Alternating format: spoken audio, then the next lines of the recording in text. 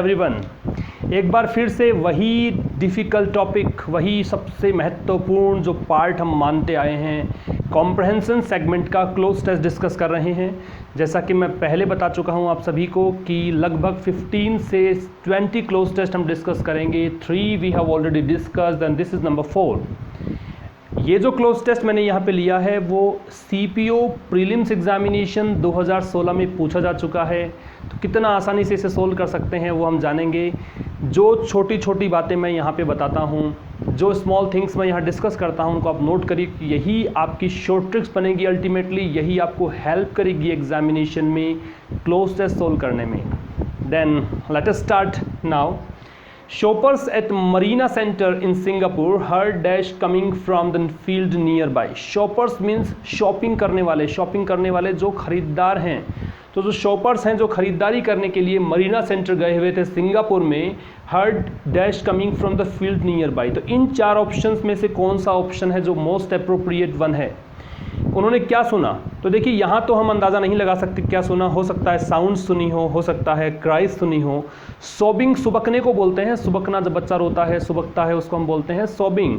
And nagging का मतलब होता है to annoy. Nag means to annoy, परेशान करना किसी को। Okay, to pester, to annoy you can say. So here let me write down to अनॉय।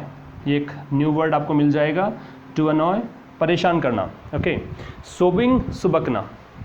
Well, shoppers at Marina Center in Singapore heard dash coming from the field nearby. Anything can be applied here, but we must read some new lines here, some more lines here.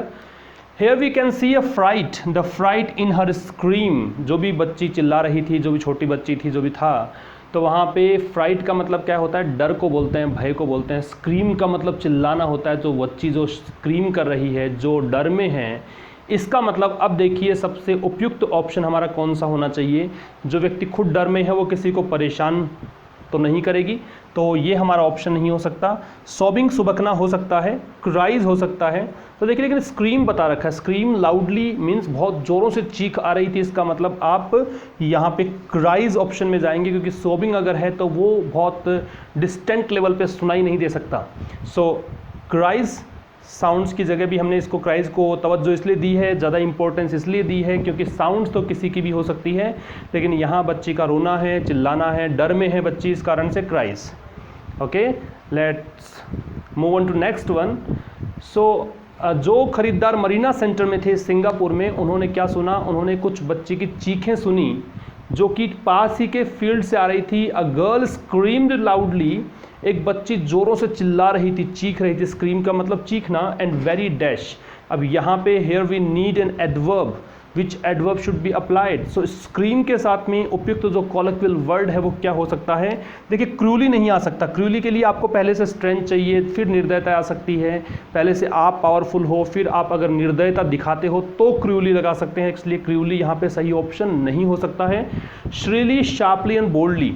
Boldly is a positive aspect word.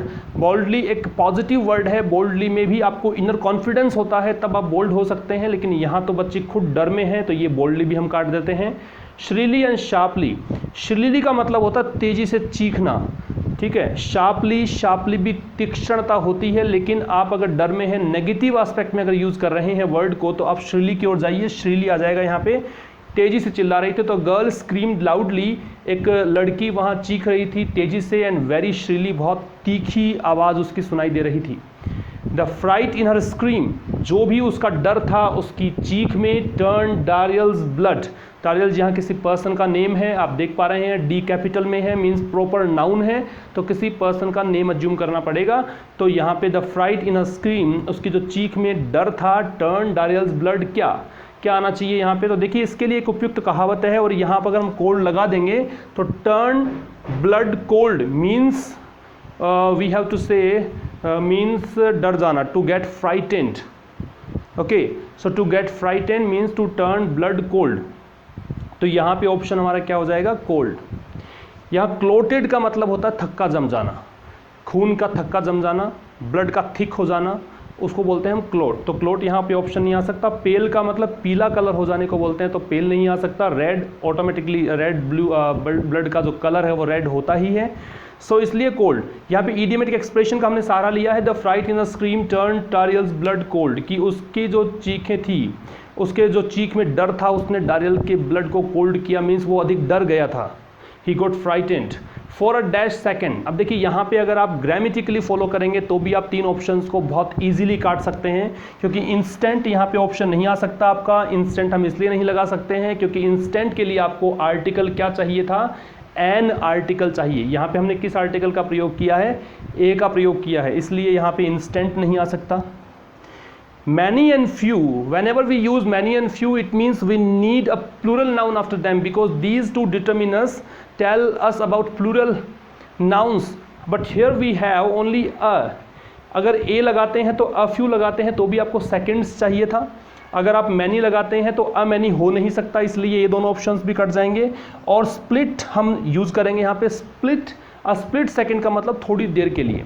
So for a split second, तो थोड़ी देर के लिए, times for थोड़ी देर के लिए, time seem to be, sorry here यहाँ पे डी नहीं आएगा, time seem to be frozen, समय जो था वो लगा जैसे कि जम गया हो। फ्रोजन मीन्स एकदम लगा कि समय आगे नहीं बढ़ रहा है, समय स्थिर हो गया हो, रुक गया हो। As the horror of the situation, क्योंकि उस स्थिति का जो हॉरर है, हॉरर डर है, डैश एवरी शॉपर्स ब्रेन, वो हर खरीदार के दिमाग में चल रहा था। दिमाग में मतलब कई बार होता है ऐसी सिचुएशन की बहुत डर या आतंकित हो जाते हैं तो दिमाग में वही चीज़ें इको करती हैं। तो इस कंडीशन में पेनिट्रेट सबसे उपयुक्त ऑप्शन है, क्योंकि सूद अगर लेंगे तो पॉजिटिव वर्ड है, जबकि आप देख रहे हैं कि वातावरण कैसा था, बहुत डर का था, बहुत ही ऐसा आतंकित कर देने वाला माहौल बना हुआ था, तो सूद तो नहीं आ सकता। सूद का मतलब होता है राहत देना। Jingle to cause bells ring lightly, जो रिंगिंग बेल्स होती हैं, जो बजने वाली घंटियां होती हैं, उनकी आवाज़ को हम जिंगल यूज़ करते हैं। रील्ड का मतलब होता है to move round and round, to whirl you can say. Reel का मतलब है टू वर्ल, गोल गोल घूमने को बोलते हैं वर्ल, टू रील। पेनिट्रेट का मतलब होता है भेदना, जो आपके दिमाग में आवाज़ें आ रही हैं, आतंकित करने वाली आवाज़ें हैं, वो काफ़ी समय तक इको करेंगी, भेदेंगी दिमाग को, इसलिए यहाँ पे सबसे उपयुक्त ऑप्शन क्या होगा, पेनिट्रेटेड। सो हमने सॉल्व कर लिया बहुत आसानी से। तो दोस्तों जो स्मॉल थिंग्स मैं यहाँ पे मेंशन करता हूँ, जैसे ग्रामेटिकली मैंने नंबर 4 पे मेंशन किया कि ये ऑप्शंस कट सकते हैं, एकदम इस तरीके का मेथड आप यूज़ करते चलिए और यकीन मानिए क्लोज टेस्ट बहुत ही आसान हो जाएगा आपके लिए। So wait for the next video, keep supporting, keep watching, good luck.